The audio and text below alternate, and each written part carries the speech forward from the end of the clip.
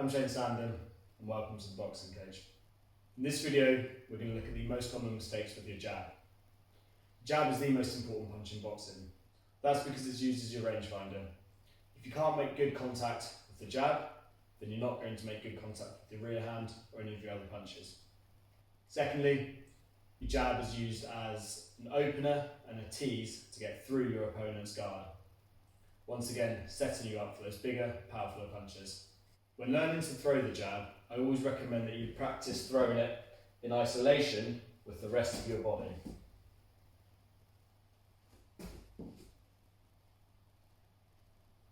It might seem unorthodox, but the reason for that is so that you learn the technique and then can start to play around with finding your range properly. The first mistake that I'd like to address with boxers and their jabs is misjudging their range. If you're misjudging your range with your jab, you're not going to be able to throw any of your other shots or make good contact. First mistake is people step in or lean in with this front foot as they throw that jab. If you lean in with that jab, as you can see, your balance is completely off. I'm exposed to uppercuts from my opponent. And secondly, I've got no power to drive in with this rear hand shot. All my weight is that front leg, therefore I cannot drive this back leg into that shot. You want to keep your weight nice and central and stick that jab out. That is your range. If you can make contact with that, you can make contact with this. This is not your range.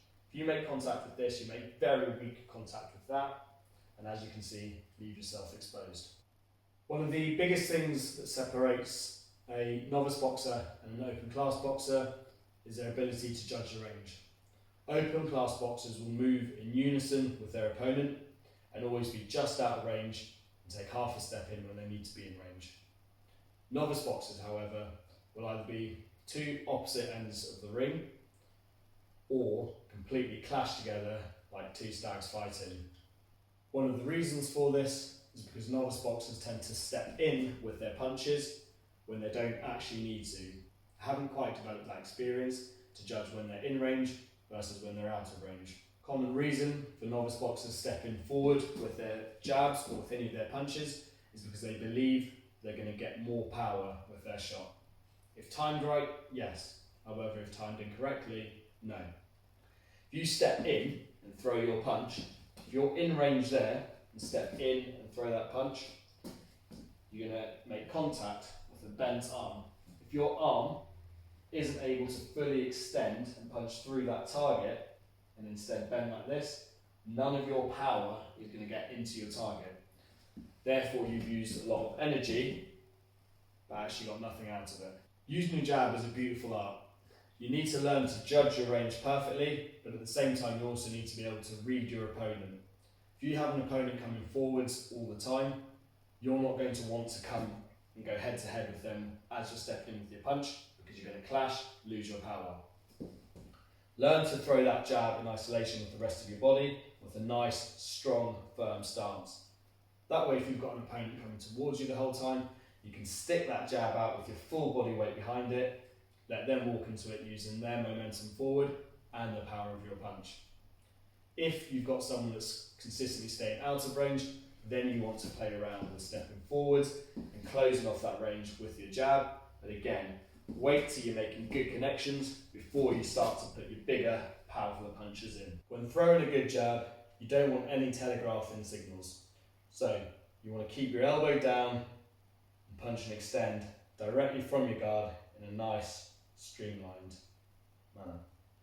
Common mistake you see people do is bring this elbow out. Now this can be from having a poor stance initially and having your elbows out like this. You want to bring those elbows in and protect your ribs, or it can be just a habit of just flicking that elbow out and then throwing that punch.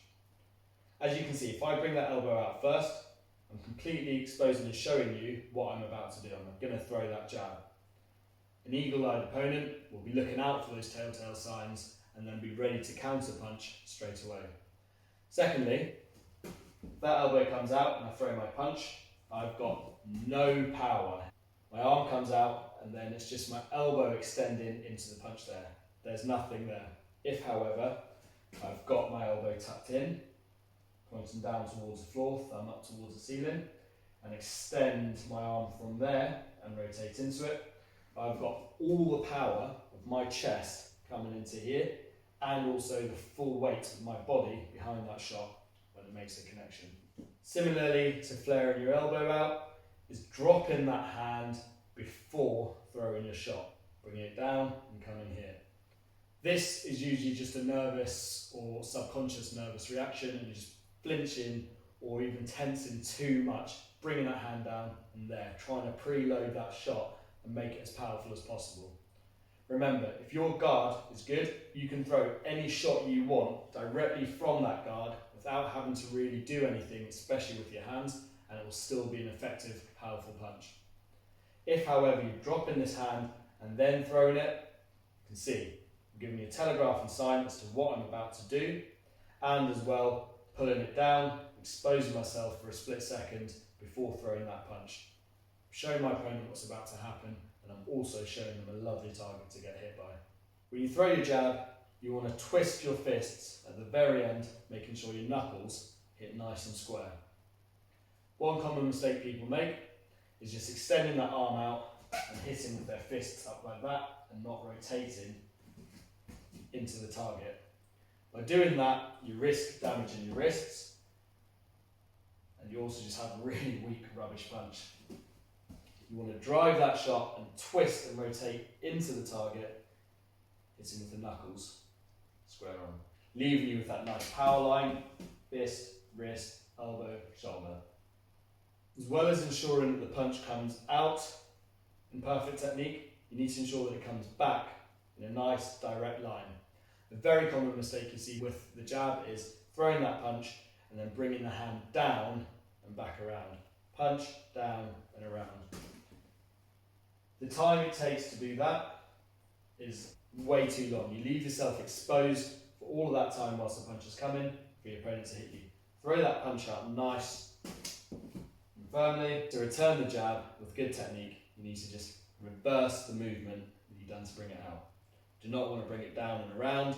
Send it out, straight back in its fastest line, being most effective and saving yourself from getting hit. On a slightly worse scale, and even easier for your opponents to spot, is people throwing the punch and then just not even returning the guard back punch and just bring it down here. As you can see again, got a big exposed face, easy to get hit. This is just bad habit and pure laziness. Throw that jab and bring it back to the guard. Starts from the guard, extends out, and returns straight back to the guard in its fastest line. Your jab should be a nice, relaxed, sharp punch. Coming in. One problem you see with people with the jab is they're too stiff and too tense. That's usually just down to nerves and inexperience. Focus on relaxing. Practice when you're shadow boxing, relax and fully extend that punch all the way out. And then when you're on the bags, practice flicking it out nice and hard without tension. If you have a stiff, tense jab, it's a lot slower, you use a lot more energy, and it's much harder to hit it with perfect technique. It tends to come down and around, or it tends to come out. There's always something wrong when you've got extra tension. Relax, just let that jab flick out. Obviously, just make sure you don't relax too much and you're still clenching your fist upon impact. You never want to hit with the open fist here. One, you risk hurting yourself, but two, no weight gets transferred into the target. You've used that energy to extend that shot, but you've not inflicted any damage towards your opponent. As your hand extends, clench at the very end and rotate, hitting with a nice, solid fist, protecting your wrists, encouraging that power line of fist, wrist, elbow, shoulder.